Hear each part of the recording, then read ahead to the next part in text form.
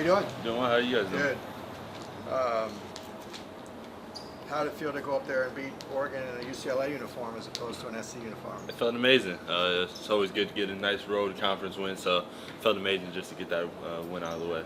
How hard was it for you? Obviously, you scored the game's first 5 points, and then you picked up your second foul and had to sit out the rest of the first half. How hard was that? It was definitely difficult, but I know for a player like me, I got to be smarter in those situations. I got to be more careful when I get that first foul, not to get that second one. But I felt good coming out into the game, making my first few shots. So next time I just got to be smarter. That's pretty much it. What was the best part of celebrating with Dylan after he hit that one? Just seeing him get his little swagger back. Dylan had a few possessions before then that could have led to bad things, but Dylan hit that shot. You saw all of his confidence come back to him. That's all we need from DA. His confidence back, his little swagger back. So as long as he gets that back, I think we'll be fine. When he's playing with aggression and confidence, how much does that kind of raise your team's level a little bit? It raises it a whole lot. If DA can score the ball, it spreads the floor a whole lot more for everybody else to get involved. It opens up the basket for Sky to get active, for Ide to get active, and for me to get active. So just for him to get the confidence back again, it's going to be nice for his team and definitely help us. You played Arizona at McHale, obviously, multiple times, and you know what that atmosphere is like. How are you looking forward to playing them in an NBA arena and quote-unquote neutral site game?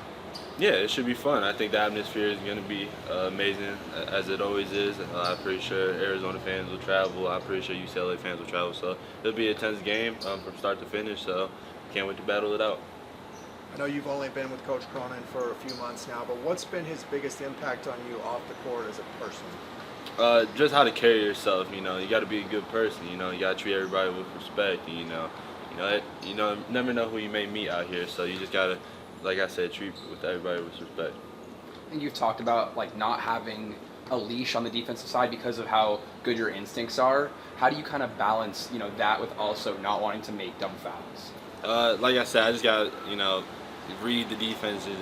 I can make the right plays at certain times, but again, I just got to read the defense and again, not pick up stupid fouls because I got to be there out on the court for my teammates and help them.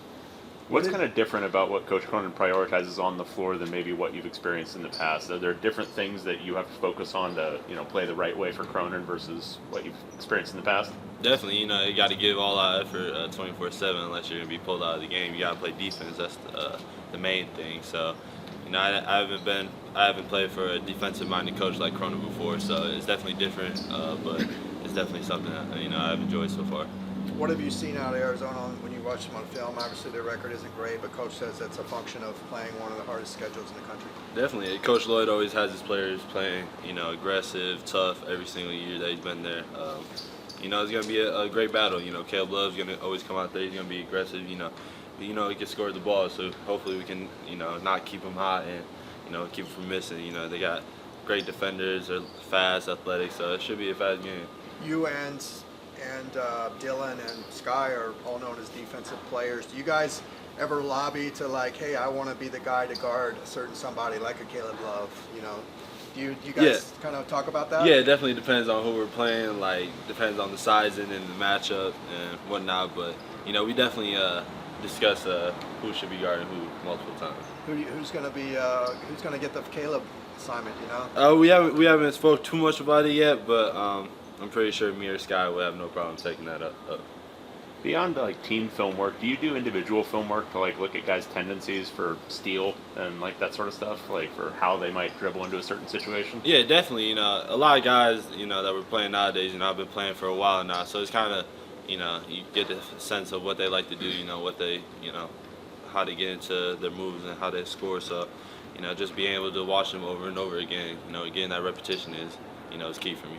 How do you feel like your shot creation has improved over this season or grown at all? Definitely, it's grown a little bit, but there's definitely more room for improvement. I definitely got to work on being able to get a bucket at the end of shot clock situations or whatnot. But it's just being in the gym, just being comfortable with the ball in your hands, being comfortable making reads, decisions, just being able to put the ball in the basket.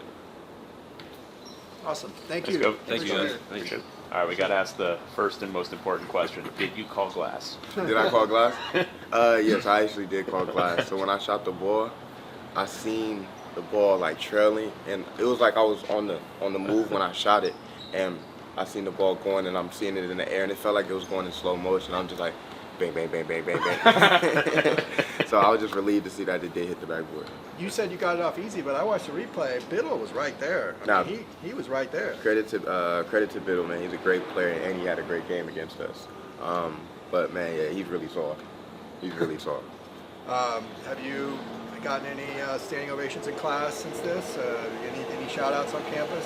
A little bit, but since we got back, I haven't been on. It's finals week. Well, right. Yeah. So we're not Okay. on class like that, not on campus. Okay. What did that shot do for your confidence? It did a lot for my confidence. I was just more happy the shot went in and we were able to walk out with a W in our first road win, and so that felt good. Do you feel like that's something that, like a moment that you can show yourself the player that you are, and that you can like lead a team like this offensively, like you did at the end of last season? Most definitely. Like, especially knowing that my teammates trust me to shoot a shot like that, and my teammates, trust me to make a play. It just felt great to, be in that position on the winning side of it. How tough is it for you to balance playing with a lot of offensive aggression versus kind of facilitating for the other guys as the point guard? I'm still working on it, just because, this year, we have a lot of guys that can put the ball in the basket. Yeah. And at the same time, I got to figure out how I can play my game with that. And, I like facilitating the ball, and I love seeing, when another person makes a shot, it gets their confidence going, because, we're going to need them down the stretch. You've played Arizona at McHale multiple times. You know what that's like. It's a crazy environment. What are you expecting, Saturday in an NBA arena to play now? I'm excited because in high school I got to actually play at the Footprint Arena with Arizona Compass. We got to play Oak Hill there in the Hoop Hall Classic. Their arena is dope, and it's going to be another road game just because, Phoenix is only 2 hours away from Tucson, and so Arizona's fan base usually comes out to, anywhere they go, and it's going to be another road game that we hope to get. Is it kind of like playing an NCAA tournament game in a way? I mean, a big arena, kind of a, quote-unquote neutral site. I mean, you're going to play Gonzaga and North Carolina, both in NBA arenas too. Are these kind of like good prep games? Most definitely. We're playing against a good Arizona team early in the season. And so, I feel like all these games are just preparing us for the future and preparing us for March. You've been around Coach Cronin for a couple of years now. What's been his biggest impact on you off the court as a person? Off the person, just being a man, really. Just knowing what it is and just being disciplined. Also just, the things that you have to do in order to, be successful. And I've really just, in my 3 years here, I've really just took the time to really listen to him and see what he has in store for us and for me. Any examples of something he's given you that you've incorporated in your own life? We talk about financial things. We talk about just everyday life. Like, man, I've been here for 3 years, so all the talks that we've had, man, are just stuck in my brain, and I can't wait to just use them in life. You've been around Sebastian more than anybody on this team, just in person. How do you kind of see differences in his game and also just his mindset overall from this year in comparison to last year? Most definitely, he's a better player than he was last year. Coming into this year, I feel like he's more open to, learning new things, and also just look at how he's playing on the court, man. He's a threat. He's playmaking. He's getting to the basket. He's a great player for us off the bench, especially, man. We needing that spark.